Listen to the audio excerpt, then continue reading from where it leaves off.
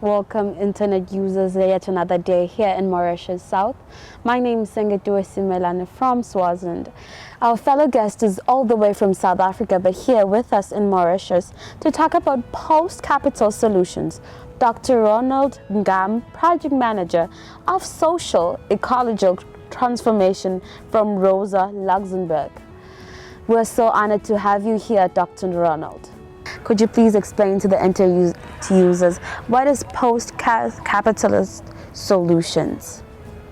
Yeah, so post-capitalist, post-growth solutions really are the alternatives to the hegemonic capitalist system.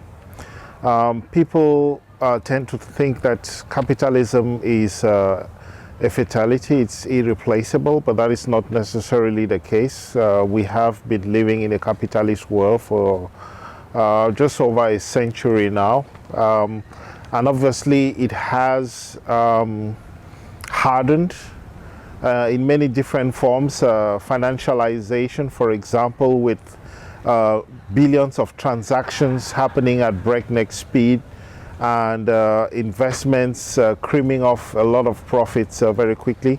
And so if I can just very briefly describe to you how economic activity has been organized over the past 1,000 or so years. And so we moved from a feudal system where the lords owned most of the means of production, and so people would hire out their labor to the master. And we moved from that system to more or less slavery. And slavery was a system where black people were taken as beasts of burden to produce surpluses in the Americas, for example, in Europe and elsewhere, for their owners. And when people rise up against that, we then have the colonial plantation economy system, which takes us directly into market capitalism. And so the owners of the means of production really investing in all these innovations that with the Industrial Revolution has taken more and more of people's time. In other words, you spend all your time working to create wealth for someone else. And so, with the crisis, people suddenly realizing that this system doesn't benefit them, a lot of thinking has started occurring with people trying to imagine different alternatives, because capitalism really has an inherent poverty problem. We eat the same. From Johannesburg to Tokyo, we have the same type of breakfast. We dress more or less the same way. We spend our time in drudge work to pay for houses that we hardly ever use. Possibly we use them over the weekend, and so on. And so post-growth alternatives are solutions that focus on the human being, your mental health, your happiness, and you being part of a system, a collective. And which part of collectivism system would that be? Okay, so post-growth alternatives should be described more in terms of a pluriverse. So we're looking at pluriversal alternatives in the sense that we need to recognize that capitalism imposes a kind of violence on our thinking, and so there is a kind of monoepistemology in the sense that people believe that there is only one way of living, whereas there are different ways of living, there are different ways of being, there are different ways of loving, etc. And so we have to embrace pluralism, embrace diversity, and this is really what it is about. Instead of imposing this violence of a few people owning and dictating how we live and think and consume media, we should celebrate diversity. And this is really what some thinkers, myself included, are suggesting as a way forward for humanity. Well, Dr. Roland, how does one go about taking post-capital solutions when the state is not doing anything? You can't just leave your job. All right, so already there are many alternatives. If you look at the mass resignation that happened during and after COVID-19, it was as a result of hundreds of millions of people realizing that selling their labor to the owners of the means of production was not doing anything for them. That the mortgages they were paying for about 25, 30 years, the cars they were paying for about 10 years, etc. The violence and drudgery of urban living was making them go crazy, literally. If you look at all of those things, people suddenly started imagining alternatives. Within the system, one of the alternatives that has been imagined, for example, is the 4-day week. Some countries are already experimenting this. Go to the office 4 days of the week, and then 1 day of the week you have that off, not work from home, but so your weekend is essentially 3 days. But beyond that, there are many different societies around the world that are already experimenting some of these dynamics. For example, we can talk about Togoville in West Africa, which has a market which is based completely on a barter system. They do not use money. You go to the market with what you have and you exchange with others. You have, for example, the Dalit Vikram Sangam associations in India, where with a comrade Ashish Kotari has been working there for a very long time, and this is really a cooperative of women who, if you know the untouchables system in India, they are really looked down upon by society, etc. But they have managed to set up cooperatives where they produce their own food. They are food self-sufficient. They produce, they build their own homes, and so on. We have examples in Guinea-Bissau, women who lead communities and who manage the building of their own homes by themselves. And so we have many of these types of cooperative living around the world, where subaltern alternatives, solutions from below are emerging. It does not mean that the state really should be abandoned. We have to reimagine the state of the future, which is within a deep democracy dynamic. But then while that is happening, people are already moving ahead. And this comes in different ways. Producing your own food in cooperatives, producing your own electricity cooperatives.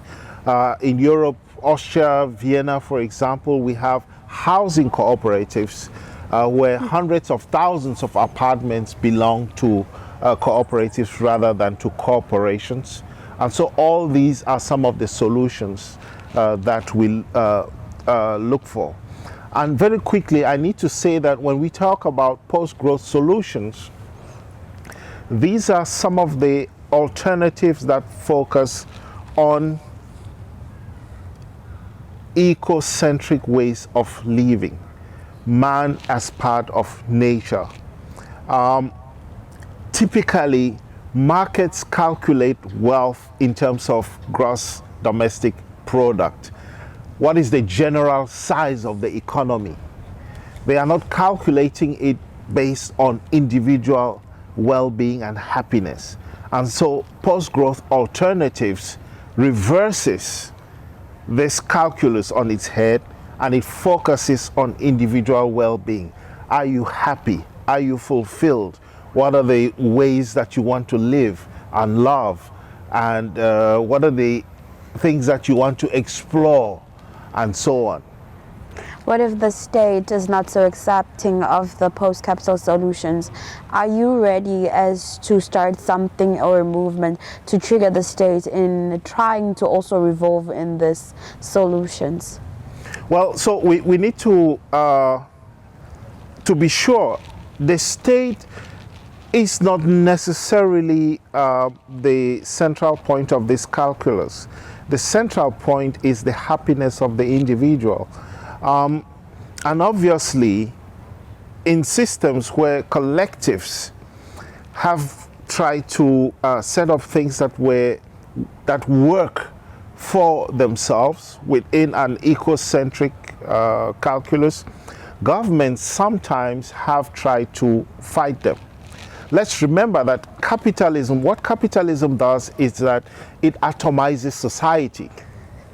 Capitalism creates a system where you have to be an individual so that they can sell things to you. You can sell things that previously belonged to the community. And so the enclosure of the commons, what does that do? If you cut off access to water, you can start selling bottled water to people in the community. If you cut off access to land, you can start selling them food in a supermarket and things like that. And so, how do people fight that? From the beginning of the capitalist system, there have been many revolts against this. And some very few that I can mention is the Zapatista movement in Mexico. You also have the Cochabamba gathering, which happened in South America, where people want to share different types of food and seeds and so on. I don't know if you know that we consume only one type of potatoes, but if you go to South America, there are more than 3,000 different varieties, and people meet and share this every day. Compare that to the poverty of the varieties that you see in supermarkets. You have, for example, the Black Panther movement that tried to organize Black Americans, African Americans within systems where there were school feeding schemes, there was education, etc., etc. In Africa, we have different philosophies. Ubuntu, for example, in Southern Africa, I am because we are, I am because you are. Obviously, you also have the Osotua philosophy in Kenya. Osotua being the umbilical cord. I am linked to you through our umbilical cord. And so if you need to build a house, I have to show up. Not because of money, but because we are linked together by this umbilical cord. You have Pulaku, which is celebrating the Fula communities, the Fulanis across the Sahel belt. Over 30 million people who are linked together by philosophies of caring, sharing, sincerity, patience, frugality, etc., etc. And so these examples already exist. We do not need to wait for the state to be ready. Sometimes they are setting up and challenging the state. But even before we get to this deep democracy dynamic, the march is well and truly on. Are all these organizations one forum, or are they different? And so here is the thing. Post-growth alternatives have to happen within a pluriverse. Why? Because you do not impose the violence of a monoepistemology the way the capitalist system has done. Because capitalism, what has it done? It has created a system where the owners of the means of production typically move more or less the same way, using machines, using artificial intelligence, for example, to carpet bomb different communities, using financial markets to control resources, built-in obsolescence so that you keep buying technology, cell phones, and so on. Imposing how much you earn, because obviously you need to keep coming back. If you earn too much, you will break your relationship with your bond, and so on. And so the alternatives have to happen in many different ways. And so it's not going to happen, for example, within the Vikap Sangha movement in India, the same way it happens, say, in Kolobeni. In Kolobeni, for example, in South Africa, you have people who have decided to create different type of eco-villages.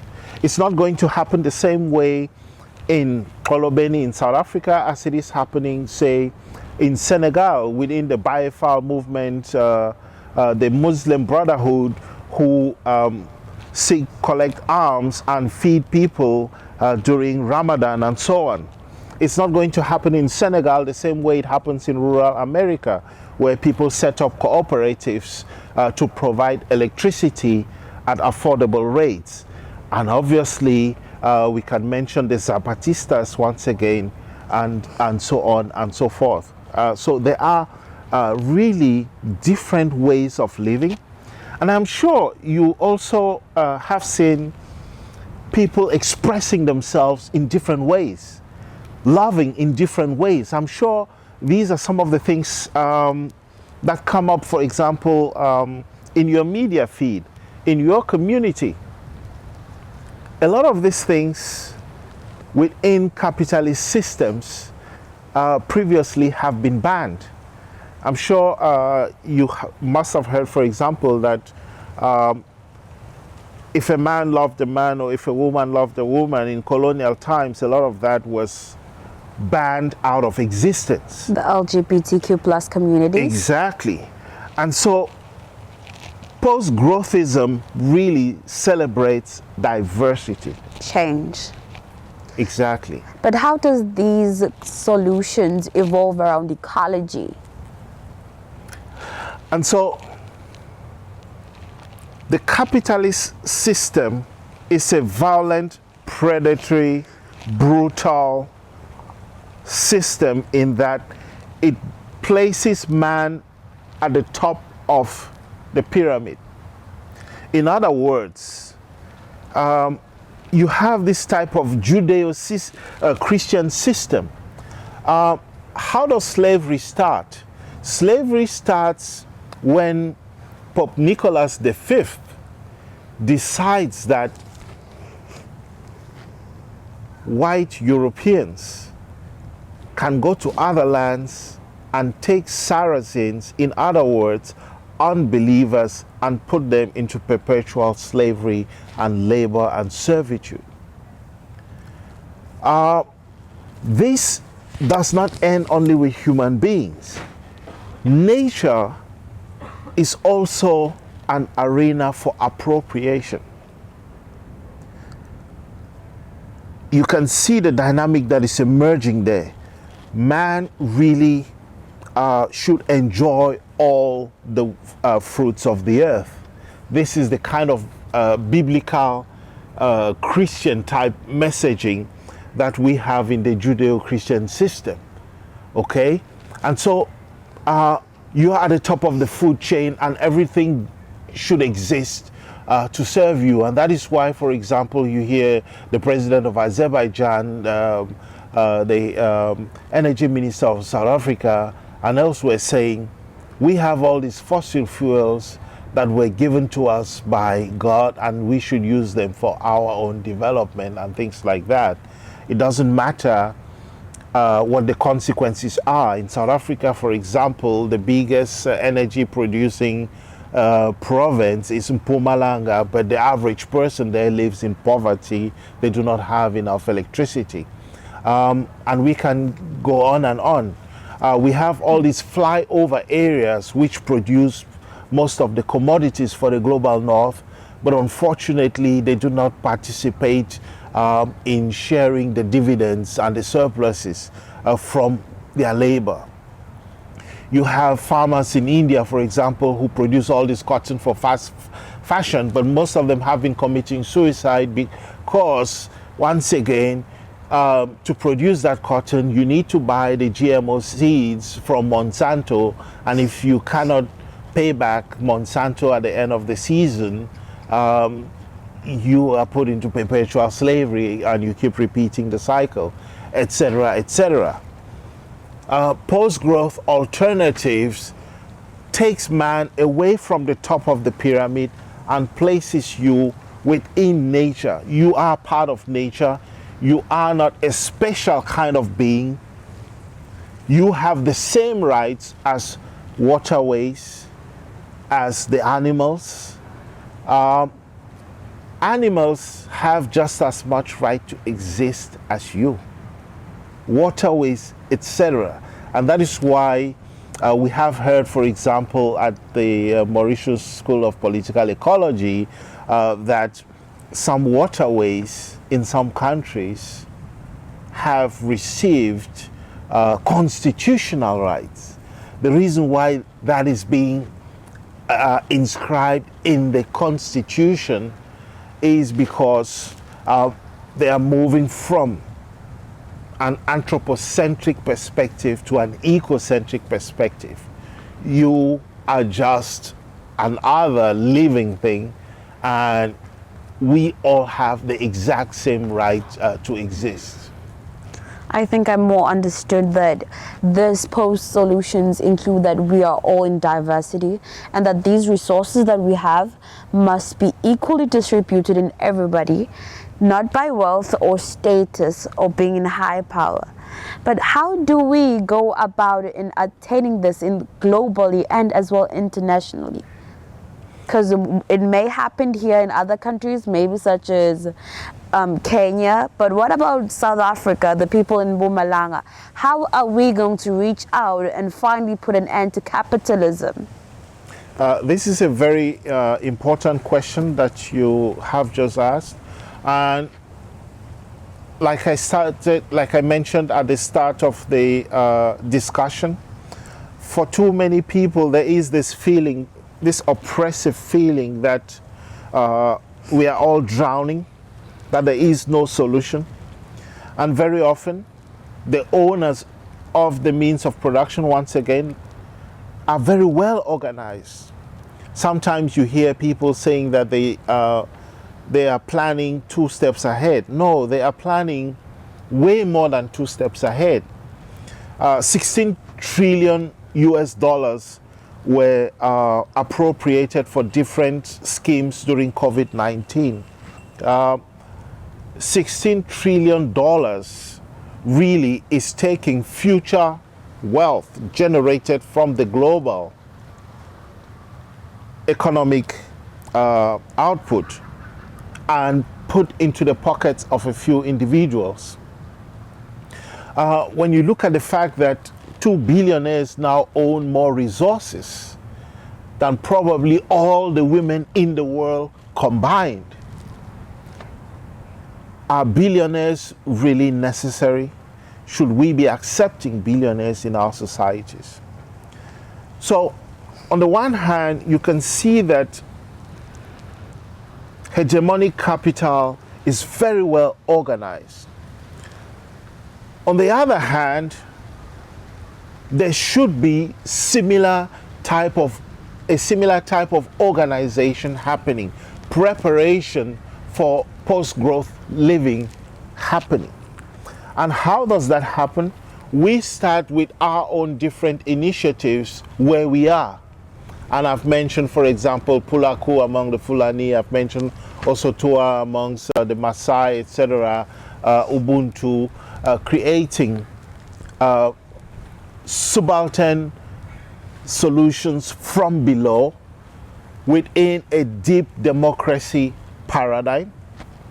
But once these systems have started happening, what then needs to happen is different parts of the world need to come together, for example, in an eco-socialist international, so that different movements try and conquer power and get to state level, and also try and infuse the modern consciousness with the type of living that we need to see in a world where eco-socialism really has become the norm. Thomas Piketty's latest book on inequality has expressed this very clearly, that if we do not all try and move within this eco-socialist, eco-centric dynamic, there is no way we can resolve the climate challenge where we are crossing all planetary boundaries. It cannot happen. And so there has to be a kind of federation of efforts at international level.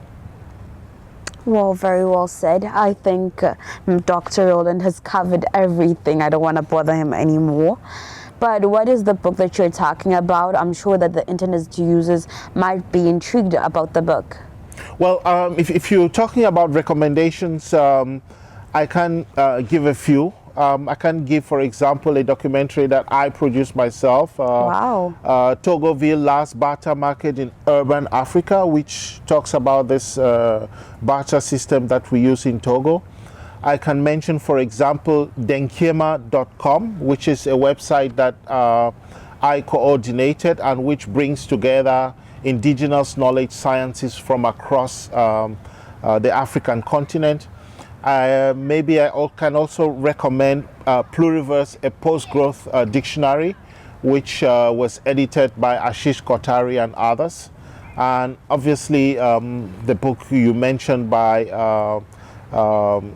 the book Inequality by Thomas Piketty, and obviously his previous books, Capital 1 and 2. I am so grateful for coming. There you have it, Internet Users by Dr. Roland Ngam. If you feel intrigued or want to know more, he's already given his recommendations. You're even a producer. Was so happy. I try. Thank you for having you. Thank you.